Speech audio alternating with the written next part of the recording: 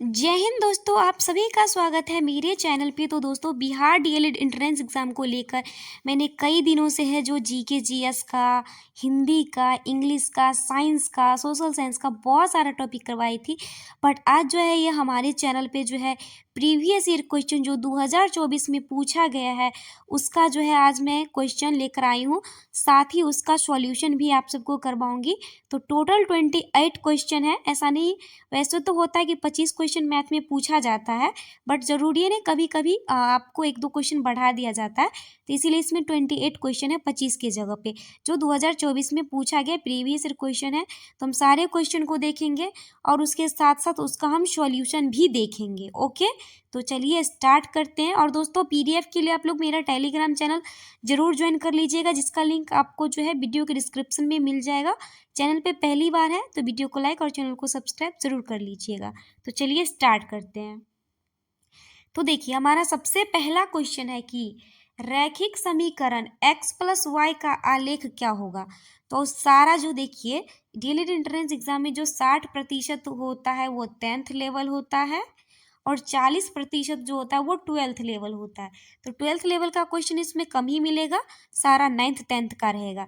तो आपने 10th class में पढ़ा होगा, जो रेखीय समीकरण का जो आरेख होता है वो एक सरल रेखा होता है। द्विघात समीकरण का जो आलेख होता है प्रवलयाकार होता है, ऐसे होता है ना, प्रवलयाकार वो होता है। तो इसका आंसर हमारा क्या हो जाएगा, ऑप्शन सी। और सॉल्यूशन में भी देखिए, रैखिक समीकरण एक्स प्लस वाई का आलेख क्या होगा, सरल होगा। क्या होगा, सरल रेखा होगा।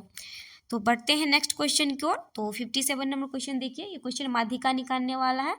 तो ये एक डाटा दिया हुआ है, x/5, x/3, 2x/3, x/4, 2x/5, 3x/5 की माध्यिका 4 है। कितने दिया है, माध्यिका 4 दिया है। और जो x है वो हमारा 0 से बड़ा है, यानी 0 से छोटा, यानी माइनस में इसका आंसर नहीं जाएगा, ना ही 0 होगा, यानी 1 2 3 4 कुछ भी हो सकता है। तो इसमें x का मान बोल रहा है निकालने के लिए। तो सबसे पहले तो हमें माध्यिका का सूत्र पता होना चाहिए। माध्यिका अगर निकालने आता है डाटा को तभी होगा, नहीं तो आप सीख लीजिएगा। माध्य माध्यिका विपिन सर से भी आप सीख सकते हैं यूट्यूब पे। तो सबसे पहले माध्य माध्यिका निकालने का जो तरीका होता है वो किसी भी संख्या को अवरोही क्रम या आरोही क्रम में सजाना। तो यहाँ पे आरोही क्रम में सजाना है, यानी कि जो है बढ़ते क्रम में सजाया गया। तो किसी संख्या में जितनी बड़ी संख्या से भाग देते हैं वो क्या होता है, वो उतना छोटा होता है। तो यहाँ x/5 को पहले लिख लिए, फिर x/4 वाले को, फिर x/3 वाले को, उसके बाद फिर 2x/5, 3x/5 और 2x/3। तो ये हमारा अब आरोही क्रम में सज चुका है। अब हम गिनेंगे कि नंबर ऑफ टर्म्स कितने हैं, 1 2 3 4 5 6 7। तो विषम संख्या, तो माध्यिका बराबर क्या होता है, अगर विषम संख्या होता है तो n+1/2 होता है, और सम संख्या होता है सीधे सीधे n/2 जो है माध्यिका का आंसर होता है। तो यहाँ हमारा 7 है, तो 7 + 1/2 करेंगे तो हमारा कितना आ जाएगा, 4 आ जाएगा। और इसमें देखेंगे और माध्यिका बराबर सूत्र भी लिखेंगे। देखिए यहाँ पे माध्यिका बराबर n+1/2, और माध्यिका हमारा 4 दिया तो 4 रखेंगे। तो ये हमारा चौथा पद आ गया। तो देखिए इसमें चौथा पद कौन है, 1 2 3 4। चौथा पद क्या हमारा 2x/5 है। क्या है, 2x/5 है। तो 4 बराबर 2x/5 रखेंगे, 2 से हमारा 2 कट जाएगा, तो x बराबर हमारा कितना आ गया, 10 आ गया। तो दोस्तों, आई होप आपको जो है ये क्वेश्चन समझ में आ गया होगा और माध्यिका निकालने का तरीका भी आप समझ गए होंगे। ओके, बढ़ते हैं नेक्स्ट क्वेश्चन की ओर पे। दोस्तों, चैनल पे पहली बार है तो वीडियो को लाइक, चैनल को सब्सक्राइब जरूर कीजिएगा, क्योंकि आप लोगों की सपोर्ट की बहुत ज़्यादा ज़रूरत है। अगला क्वेश्चन है कि 0 0 0 3 √3 तथा 3 P एक समबाहु त्रिभुज है, तो P का मान कितना होगा। तो ये 10th क्लास का जो है वो हमारा चैप्टर 7 का होगा, निर्देशांक ज्यामिति। आई थिंक, हाँ यस, निर्देशांक ज्यामिति का ही है। तो चलिए हम सॉल्यूशन ही देखते हैं, मैं नहीं बनाऊंगी। अगला से देखिए, तो इसमें हम क्या करते हैं, एक समबाहु त्रिभुज बनाते हैं। समबाहु त्रिभुज यानी कि जिसकी सभी भुजा बराबर हो। तो हम सारे जो है मान को यहाँ रख देंगे। उसमें जो है हम x1 मानेंगे, इसको x1 y1 और x2 y2, क्योंकि डिस्टेंस निकालने का जो फॉर्मूला होता है वो x2 - x1 का square √ plus x y2 - y1 का स्क्वायर। तो देखिए हमको p का मान निकालना है ना, तो इसको चलिए मैं छोटा कर लेती हूँ। तो देखिए यहाँ पर जो है इसको हम x1 जीरो को x1 y1 माने हैं और √3 को x2 y2। तो यहाँ फॉर्मूला पे लगाएंगे x2 माइनस x1 का square plus y2 minus y1 का स्क्वायर, और करेंगे 3 माइनस जीरो का स्क्वायर प्लस √3 माइनस जीरो का स्क्वायर। तो 3 का स्क्वायर करेंगे तो 9 हो जाएगा, √3 का स्क्वायर करेंगे 3 ही होगा। तो 9 3 12 हमारा ए बी का मान आ गया। डिस्टेंस निकालते इसी तरीका से 10th क्लास में आप पढ़ेंगे निर्देशांक ज्यामिति, और मैंने पिछले भी कई वीडियो में बताया, जोड़ दिया कि आप सब 9th 10th का मैथ को अच्छा से कर लीजिए, हो जाएगा। उसके बाद हम बी सी भुजा निकालेंगे, तो इसमें भी क्या हो जाएगा, ये 3 माइनस 3 का स्क्वायर तो 0 आ जाएगा, और क्या हो जाएगा p माइनस √3 का स्क्वायर, तो ये हमारा आ जाएगा स्क्वायर से रूट कट जाएगा तो p माइनस √3 आ गया। बी सी बराबर कितना आया, p माइनस √3। उसके बाद जो है ए बी बराबर बी सी करेंगे, तो देखिए ए बी बराबर हमारा कितना था, √12 और p माइनस √3, तो p बराबर हमारा क्या हो जाएगा 12 प्लस √3। तो 12 का ऐसे गुणनखंड कीजिएगा, 2 छक 12 2 तिया 6, तो कितना आ जाएगा 2√3 आ जाएगा। कितना आ जाएगा 2√3, और 2√3 में एक √3 जोड़ेंगे तो क्या आ जाएगा p बराबर 3√3 आ जाएगा। कितना आ जाएगा 3√3। अब हमें जो डिस्टेंस सी ए भी निकालना है, सी ए भी निकालना है, क्योंकि हमें क्या पूछ रहा है कि यहाँ पे क्वेश्चन में हो तो p का मान याद करना है ना। तो इसे तो जो है वो हमारा p का मान आ चुका है, तो ऑप्शन में देखिए p का मान क्या हो जाएगा, यहाँ पे पूछ रहा है। तो p का मान यहाँ पे p का मान हम निकाले हैं तो 3,3 आया है हमारा। यहाँ पे एक सेकेंड 3, हाँ यहाँ पे पूछ रहा है ना इतना इतना और इतना, एक समबाहु त्रिभुज है जहाँ क्वेश्चन है हमारा, सॉरी ये है, सॉरी मैं देखना भूल गई थी। इतना तो समबाहु त्रिभुज है, तो p बराबर क्या होगा, p बराबर क्या होगा, तो इसके दो मान पॉसिबल होंगे इसीलिए। ओके, तो उसके बाद हम सी ए भी निकालेंगे, तो सेम उसी तरीका से सब जब हम सॉल्व करेंगे, सेम तरीका से सॉल्व करेंगे और फिर p बराबर उतना ही करेंगे, तो हमारा जो है p बराबर दो मान पॉसिबल होते हैं, माइनस √3 भी पॉसिबल होता है, इसीलिए इसका आंसर हो जाएगा पहला मान 3√3, दूसरा मान माइनस √3। ओके, बढ़ते हैं नेक्स्ट क्वेश्चन पे, 59 नंबर के क्वेश्चन पे। ये तो बहुत ईजी है, विलोपन विधि से आप हल कर सकते हैं। 2x + 3y बराबर 13, 4x - y बराबर 13। तो हम समीकरण सेकेंड में जो है वो 3 से गुना करेंगे।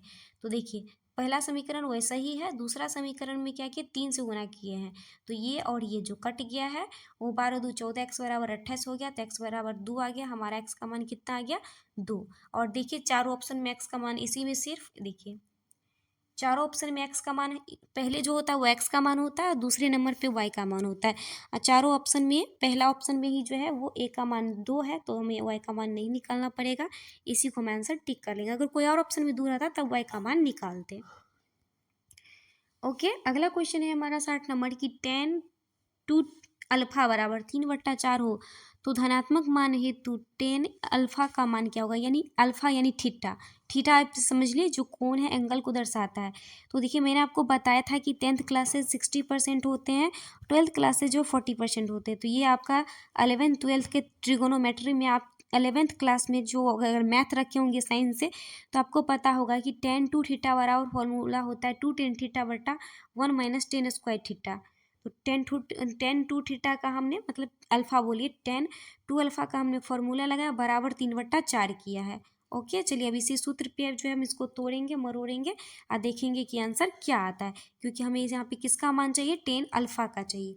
तो इसको हम गुना करेंगे कोना कोनी, तो 4 दूनी 8 अल्फा बराबर 3 माइनस 3 स्क्वायर अल्फा।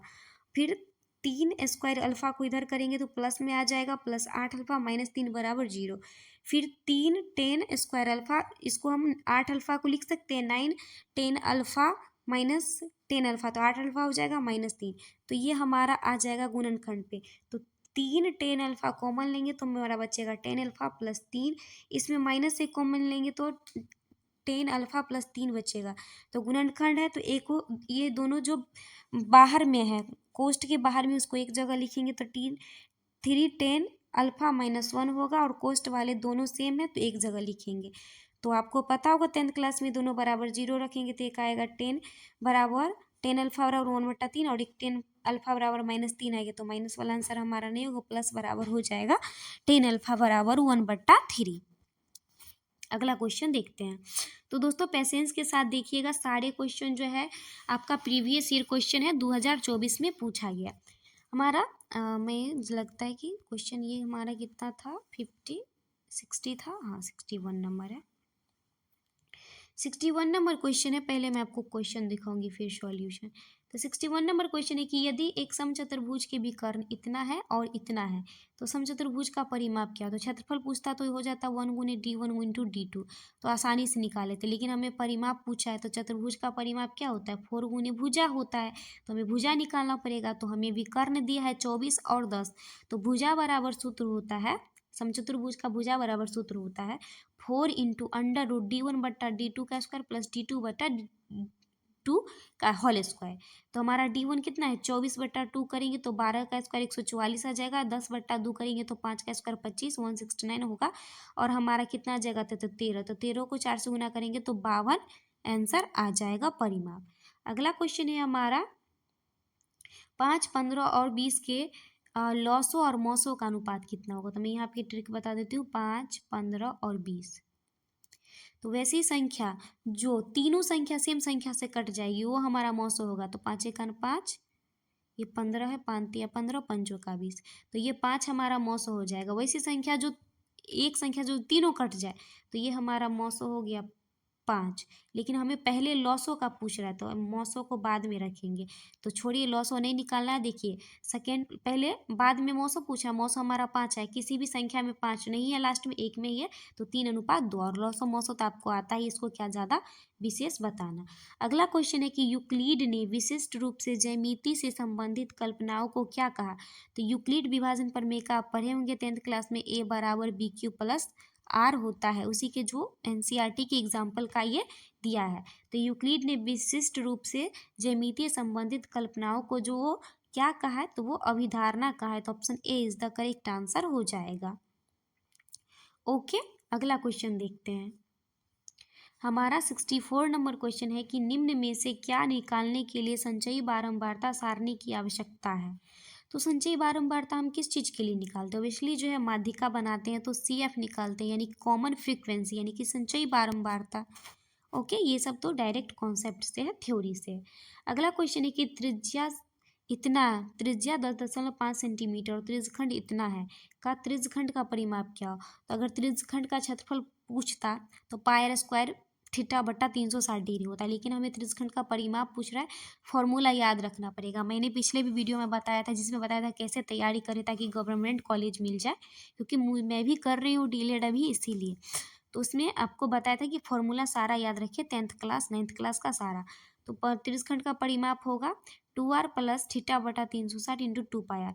तो 2 × r की जगह 10.5 रखेंगे, और कोण हमारा 60 है, और बट्टा 360 × 2 × 22/7 इतना। तो रखिएगा तो सारा कट कुट के जो है 32 सेंटीमीटर आ जाएगा। आप सॉल्यूशन कर लीजिएगा।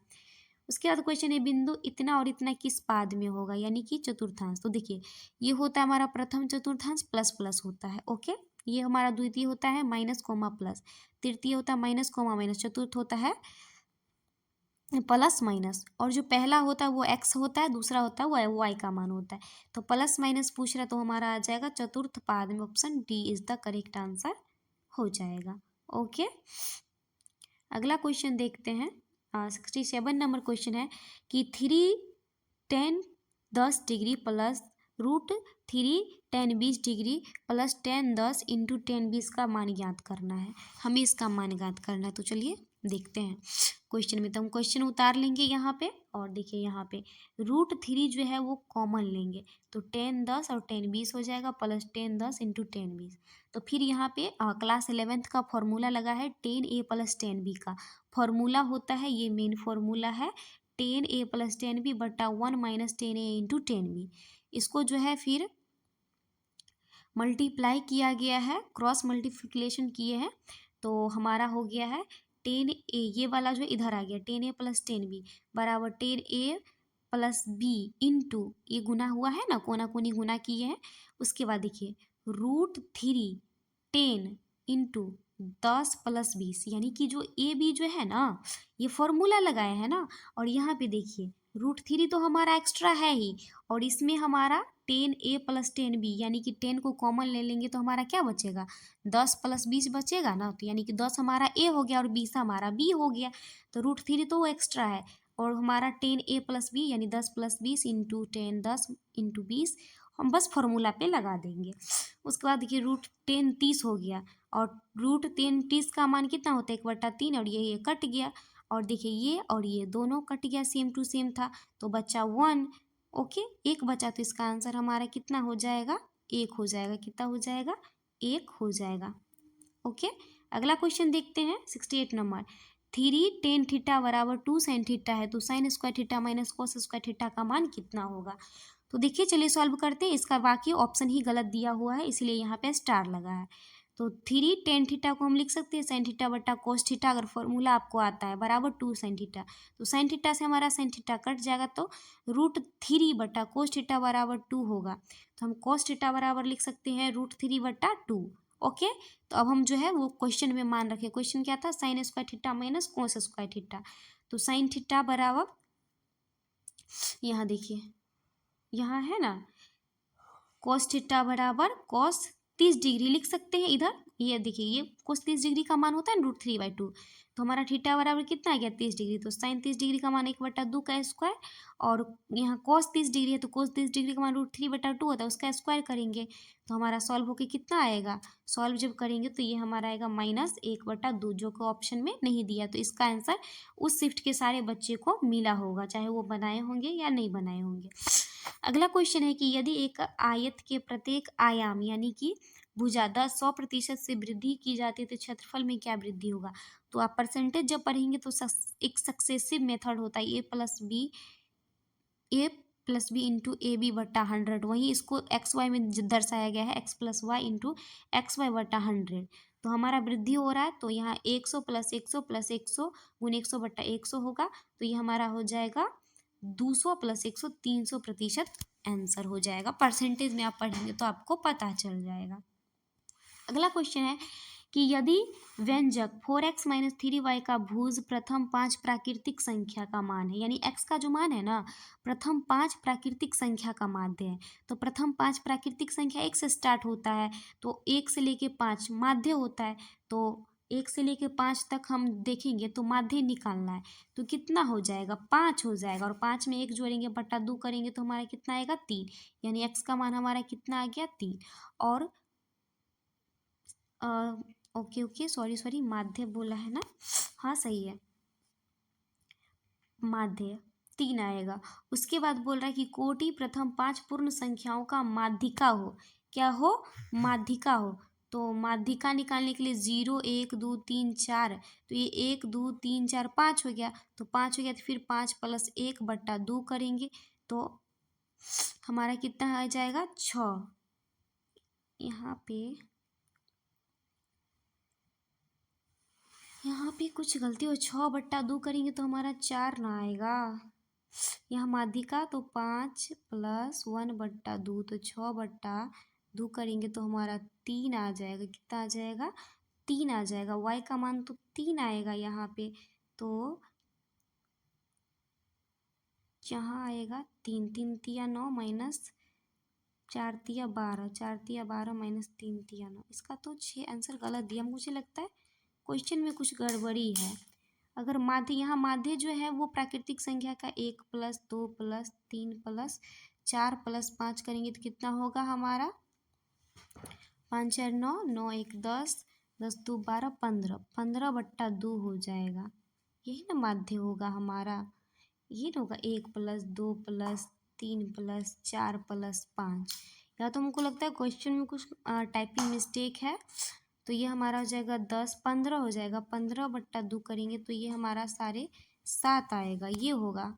एक्चुअली मैं आपको इसका नेक्स्ट वीडियो, क्योंकि रोज़ अब मैथ का हम प्रैक्टिस सेट आप लोगों को करवाएंगे, और आप लोग बताइए क्या हम रोज़ आप लोगों का प्रैक्टिस सेट करवाएंगे कि नहीं, कमेंट में ज़रूर बताइएगा। ओके, तो हम आपको 70 नंबर क्वेश्चन याद रखते हैं, हम देखेंगे क्वेश्चन में क्या है। अगला क्वेश्चन है कि किसी सममित आवृत्ति वितरण के लिए क्या होता है। तो देखिए किसी सममित आवृत्ति वितरण के लिए जो होता है वो माध्य बराबर बहुलक बराबर माध्यक होता है। Option C is the correct answer हो जाए।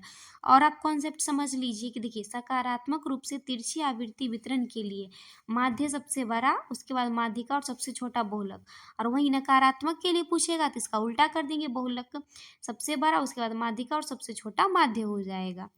अगला क्वेश्चन है 72 नंबर की, निम्नलिखित में से कौन से भिन्न का दशमलव प्रसार शांत है। तो शांत अशांत के लिए बस ये समझिए कि नीचे जो बट्टा में दिया रहता है उसको गुणन करने पर 2 और 5 का पावर कुछ भी आना चाहिए, एन एम, मतलब उसको खंड करने पर 2 और 5 ही दिखे, 3 4 3 7 8 कुछ हमें और ना दिखे तो वो शांत होगा, बाकी सब अशांत होगा। तो देखिए हम सारे ऑप्शन को चेक करेंगे। वैसे इसमें भाग विधि का प्रयोग किया गया, मैं भाग विधि का प्रयोग नहीं करूँगी। ओके, तो 455 का पहले हम खंड करते हैं। तो देखिए इसका क्या हो जाएगा, पन्नामा 45, 5 एकान 5, तो 13 सत्ते 91। देखिए इसमें 5 के अलावा 13 आता है क्या, लेकिन हम 5 और 2 के अलावा कुछ और नहीं चाहिए। दूसरा नंबर है हमारा 160। 160 का जब हम खंड करेंगे 2 अट्ठे 16 80, ये हमारा चलिए फिर 2 से 40, इसी तरह का खंड करेंगे तो इसमें हमारा सिर्फ 2 और 5 आएगा। तो इसका इसीलिए इसका आंसर हो जाएगा बी, और ये शांत होगा। क्या होगा, शांत होगा। अगला क्वेश्चन है हमारा कि यदि युगपत समीकरण निकाय का अनगिनत हल हो तो वह समीकरण निकाय क्या कहलाता है। तो अविरोधी कहलाता है। ऑप्शन में भी चलिए देख लेते हैं क्या कहलाता है, आश्रित, विरोधी, अविरोधी, इनमें से कोई नहीं। तो वो हमारा अविरोधी कहलाता है। यदि युग्मत समीकरण निकाय का अनगिनत हल हो तो वह समीकरण निकाय अविरोधी समीकरण कहलाता है, जबकि विरोधी समीकरण के शून्य हल होते हैं। ओके, अगला क्वेश्चन है हमारा कि किन्हीं दो प्रतिच्छेदी रेखाओं के लिए उभयनिष्ठ बिंदुओं की संख्या है। तो अब इसलिए किन्हीं दो प्रतिच्छेदी रेखा एक जगह एक ही उभयनिष्ठ बिंदु होगा, तो आंसर क्या हो जाएगा हमारा सी, जो कि यहाँ दिखाया गया है। अगला क्वेश्चन है हमारा 75 नंबर, यदि a प्लस बी बराबर 5 तथा तब a प्लस बी प्लस सी बराबर 5 प्लस सी यूक्लिड का कौन सा जो है वो कथन को व्यक्त करता है, ये हमसे पूछा गया है। तो देखिए पहला a प्लस बी बराबर a प्लस बी प्लस सी बराबर 5/c है। तो यह कथन यूक्लिड के दूसरे अभिगृहित की व्याख्या करता है। इस अभिगृहित के अनुसार एक समीकरण में दोनों तरफ समान पद जोड़ने पर समीकरण के मान पर कोई प्रभाव नहीं पड़ता है, अतः यूक्लिड का दूसरा अभिगृहित कथन की व्याख्या करता है। ओके, तो चलिए चलते हैं नेक्स्ट क्वेश्चन की ओर।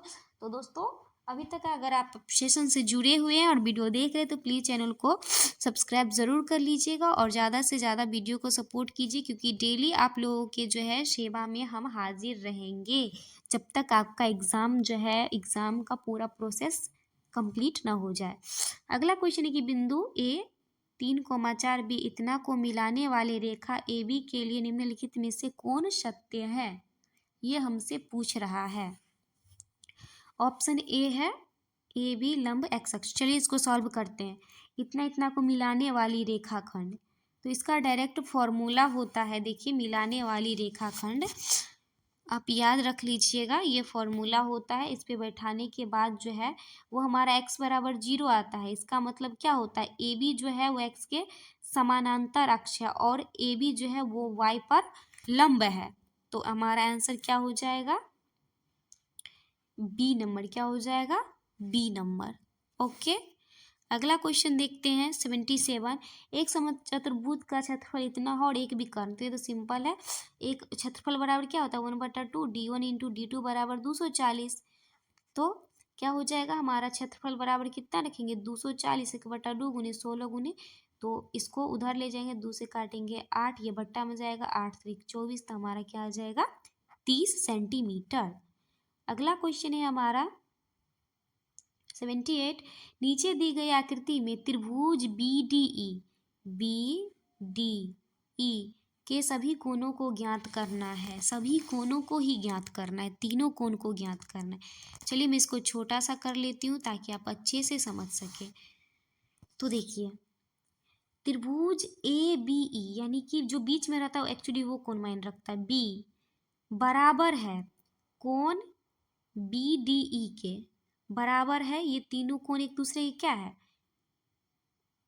ये दोनों कोण बराबर, एक सेकेंड, ये हमारा और ये कोण बराबर है, तथा कोण बी और कोण ई बराबर है पर में से, इसीलिए जो देखिए कोण 70 है वो कोण डी के बराबर हो जाएगा, तथा कोण ई जो है वो कोण 60 के बराबर हो जाएगा।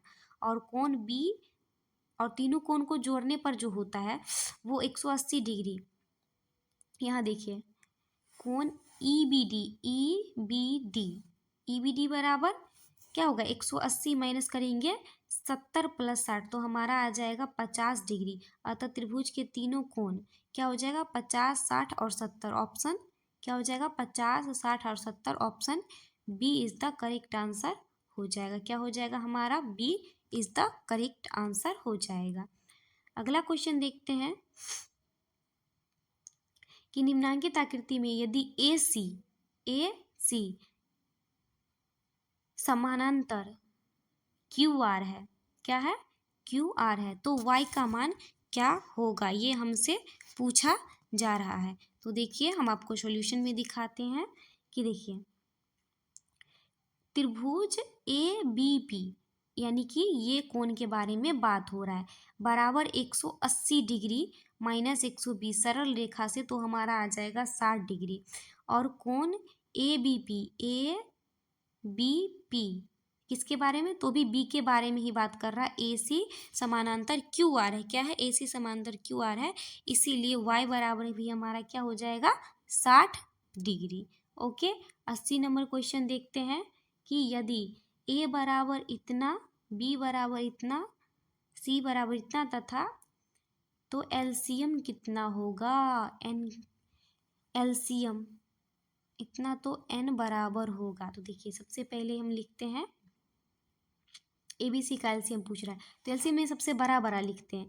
तो 2 का पावर सबसे अधिक कितना है, 3 है, कितना है, 3 है। और 3 का पावर सबसे अधिक कितना है, 2 है। तो आंसर हमारा क्या हो जाएगा, 6 हो जाएगा। देखते एक सेकेंड, देखिए यहाँ पे a बराबर हमारा 2 गुने 3 है, b बराबर इतना, अच्छा सॉरी मुझसे 5 छूट गया था, सॉरी 5 छूट गया था इसीलिए। तो लॉसो निकालना है, तो लॉसो में क्या होता है, सबसे बड़ा बड़ा संख्या, जैसे 2 का अधिकतम पावर 3 है, 3 का अधिकतम पावर 2, 5 का 1, तो 1 लेंगे। तो ये दोनों हमारा कट जाएगा और 5 से 5 कट जाएगा और n बराबर क्या हो जाएगा, 1 हो जाएगा। कितना हो जाएगा, 1। तो 81 नंबर क्वेश्चन की ओर बढ़ते हैं। एक कैमरा 2500 रुपये के तुरंत भुगतान तथा 3 माह के बाद 2100 रुपये की किस्त पर बेचा जा रहा है। यदि लिए गए ब्याज की दर 20% वार्षिक है तो कैमरे का नगद मूल्य ज्ञात कीजिए। सेम 2023 में पूछे गए क्वेश्चन का डिट्टो कॉपी है, बस डाटा चेंज है। तो इसीलिए कहते दोस्तों प्रीवियस क्वेश्चन अच्छे से आप देखिए, प्रीवियस क्वेश्चन जितना अच्छे से देखेंगे आपको उतना फ़ायदा होगा, क्योंकि ditto ditto same to same उतारा गया। 2023 में मैंने यही क्वेश्चन पढ़ के गई थी और मैं तो मतलब मेरे शिफ्ट में तो ये क्वेश्चन नहीं आए, लेकिन दूसरे बच्चों के शिफ्ट में आए। मेरे शिफ्ट में भी कई क्वेश्चन आए थे जो प्रीवियस क्वेश्चन से थे। तो पहला देखिए, माना कि नगद मूल्य बराबर x हो जाएगा हमारा। आप देख सकते हैं अगर आपके पास कोई भी गाइड हो PYQ का। और देखिए 2500 रुपया के भुगतान करने के बाद कैमरा का जो शेष बकाया रह गया, तो टोटल हमारा x है तो x माइनस 2500 करेंगे, तो मूलधन हमारा x माइनस 2500 हो जाएगा। समय हमारा 3 माह, दर हमारा 20% हो गया। तो ब्याज बराबर क्या हो जाएगा, 2100 माइनस x माइनस 2500, तो हमारा कितना होगा, 4600 माइनस x हो जाएगा। तो साधारण ब्याज बराबर क्या होता है, मूलधन गुने समय गुने दर बट्टा 100। तो ब्याज हमारा इतना है तो ब्याज रख देंगे, मूलधन की जगह मूलधन रख देंगे और सारा चीज़ रखने के बाद, और महीना दिया है तो इसको हम साल में बदलेंगे तो 3/12 करेंगे और पूरा सॉल्व कीजिएगा तो आपका कितना आएगा, x बराबर 4500 आएगा। ऑप्शन आपका कितना हो जाएगा, ऑप्शन में क्या दिया है हमारा 4500। Option number A is the correct answer हो जाएगा। अगला क्वेश्चन देखते हैं 82 नंबर क्वेश्चन। किन्हीं दो भिन्न बिंदुओं से होकर कितनी सरल रेखाएं खींची जा सकती है। तो किन्हीं दो भिन्न बिंदुओं से होकर जो है वो एक सरल रेखा खींची जा सकती है। किन्हीं दो भिन्न बिंदुओं से होकर केवल एक सरल रेखा खींची जा सकती है। अगला क्वेश्चन है हमारा कि 400 रुपये अंकित मूल्य के एक खिलौने गाड़ी को 8% के 2 क्रमिक बट्टे पर बेचा गया। यदि दुकान 16% की अकेली बट्टा की घोषणा करे तो यह उससे होने वाली हानि होगी।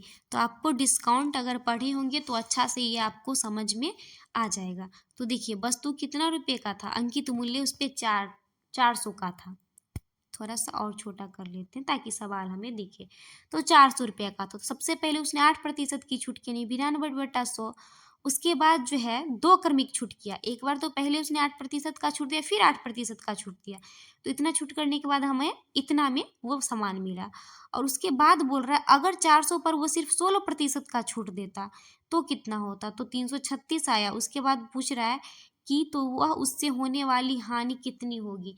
तो पहले इतना में खरीदे थे और उसके बाद इतना में खरीदे, तो हानि कितना होगा, 2.56 रुपया। ओके, नेक्स्ट क्वेश्चन देखते हैं 84 नंबर क्वेश्चन। यदि समीकरण इतना इतना 10 के अनगिनत हल हो म, तो क्या मान होगा। तो क्या पूछ रहा है, तो के का मान क्या होगा। तो के का मान क्या होगा। अनगिनत हल के लिए क्या होता है, सारा बराबर होता है A1/A2 बराबर B1/B2 बराबर C1/C2, जो कि क्लास 10th के जो है वो बहुपद वाले चैप्टर में दिए गए हैं। तो हम किसी को भी बराबर कर लेंगे के वाले को। तो चलिए 2/4 कर लेते हैं, बराबर जो है 3/के कर लेते हैं। तो 2 दूनी 4 और के बराबर हो जाएगा 3 दूनी 6 हो जाएगा। कितना हो जाएगा, 6। अगला क्वेश्चन और इस वीडियो का लास्ट और आखिरी क्वेश्चन है। तो अभी तक आप लोगों ने जो है वो टेलीग्राम चैनल नहीं ज्वाइन किया तो कर लीजिएगा और सेशन को लाइक कर दीजिए, वीडियो को लाइक करके चैनल को सब्सक्राइब ज़रूर कर लीजिएगा। तो दोस्तों हमारा लास्ट क्वेश्चन है कि x1, x2 dot dot xn का माध्य x है तो x1 plus a x2 plus a dot dot dot xn का माध्य कितना होगा। तो देखिए x1 x2 dot dot xn का माध्य x22 है। तो x1 plus a x2 plus a dot dot dot xn plus a का माध्य सब में क्या होगा, एक एक्स्ट्रा जुड़ रहा है तो माध्य में भी क्या हो जाएगा, ए एक्स्ट्रा जुड़ जाएगा। तो आंसर क्या हो जाएगा, ऑप्शन सी। आई होप आप लोगों को वीडियो पसंद आया होगा। तो क्या चाहते हैं दोस्त, कमेंट कीजिएगा, क्या मैथ का सेशन डेली रखा जाए सुबह 7 बजे या नहीं।